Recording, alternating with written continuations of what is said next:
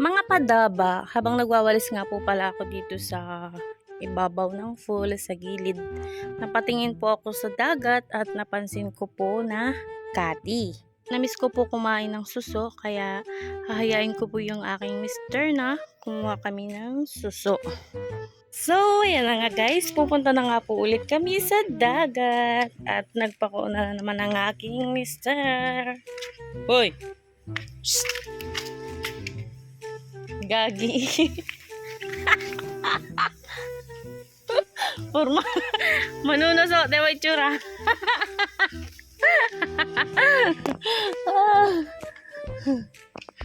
Uy, hintayin mo ko. Pupunta kami ng ng dagat-dagatan para manuso. O, yan siya. Pakauna na naman, oh. Dugot-dugot. Ano yun? Hanap ulit kami ng ulam. Kasi nung nakaraan na nagpunta kami, mataas yung tubig, hindi kami nakakuha ng suso.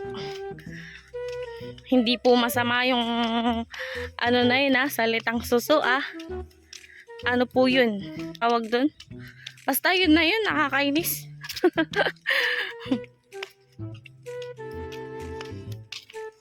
Ay, ito na kami. Punta na kami ulit sa dagat at pababa na naman yan. Guys, pababa na naman yan. Masarap lang talaga pumunta doon pag ganito ang lalakaran mo, pababa ng pababa.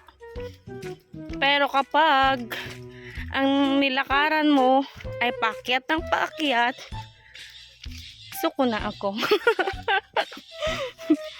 Suko na ako, ayoko nang umakyat.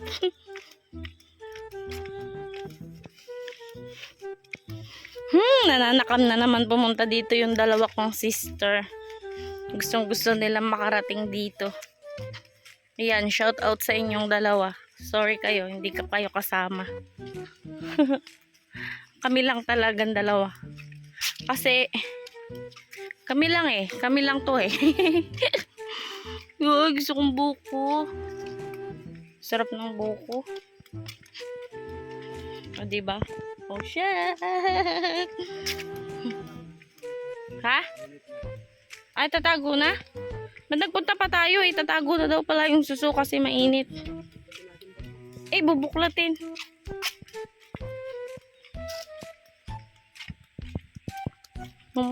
Siya talaga yung Tapos yung payong ko naman, sira. Gatay man.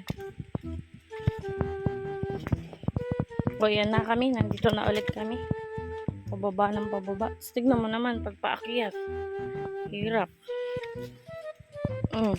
Dito talaga narayuma ako Dito na, tignan mo na tugang tuhod ko.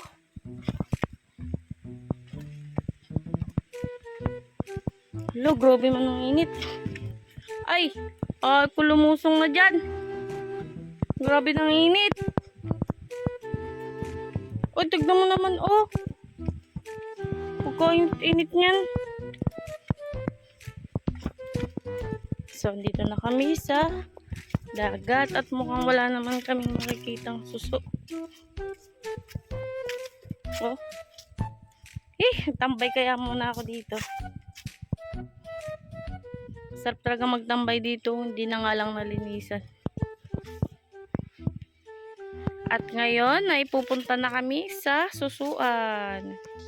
Grabe, ang ganda ng dagat. Yun nga pala yung biyak na bato. Yung mag-asawang bato. May daan siya sa gitna. At yan, lulusong na kami. Yan, lumulusong na kami. Hehe. Dito na kami sa dagat guys at kukuha kami ng suso. So ayun na nga po yung mister ko, nagpakauna-una na siya at pupunta nga siya doon sa batuhan. Ayan, yung bato na yan, bubuklatin niya po yan at kukuha siya ng ulam. Papakita ko nga po pala sa inyo yung paikot. Yan. Yan po yung sa may beach. At yan nga po, o yan, diyan kami galing kanina. O di ba may mga bahay na ginagawa at medyo maingay kasi mga construction. At iyan nga, sa sobrang tagal ko ay medyo malayo na yung distansya sa akin ng aking mister at sanay naman yan mang iwan. So ako, lumalabas na sanay namang iwanan. Ayan, wala pa nga pala akong nakikitang suso.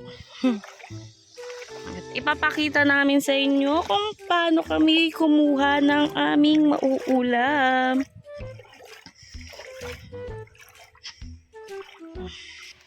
At yan nga guys, may nakita akong suso.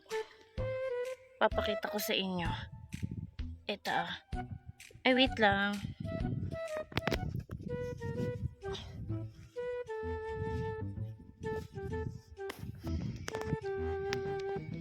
Ito po siya, oh. Ito siya, oh.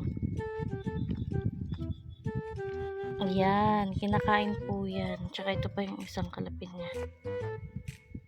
Yan. Kinakain yan. Susong sikad yan. Sikad-sikad. Oh, guys, may nakita ako. Ito. Ayan. Diba? Yan, medyo maalon siya. Medyo maalon. Yan, ganyan siya, oh. Yan. Tapos, ito pa po. Yan. O, yan, oh. Yan, ganyan. Masarap yan. Ito na yung nakukuha ko. Pupunta muna ako sa aking mister.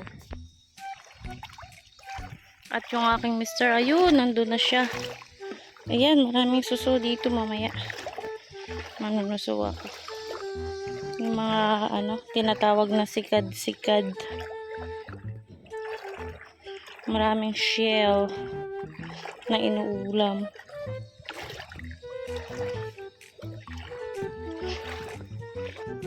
So, yan. Nandito kami sa susuan na sa kuhaan. At ito nga pala yung yan. Masarap yan, oh. Ang tugin. O, ito na. So, yan. Dahil may nakuha na kaming suso, ay papakita ko nga po pala yung nakuha namin. Ayan. O, ha? Ayan po. Yan po yung nakuha namin. O, diba? Ang sipag namin. Easy ulam na. Wala pa kaming isang oras. Ito.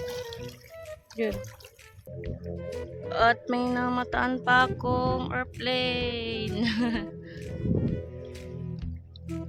Diba? Pauwi na kami. Masyado na rin kasing mainit. Nakapayong nga lang ako.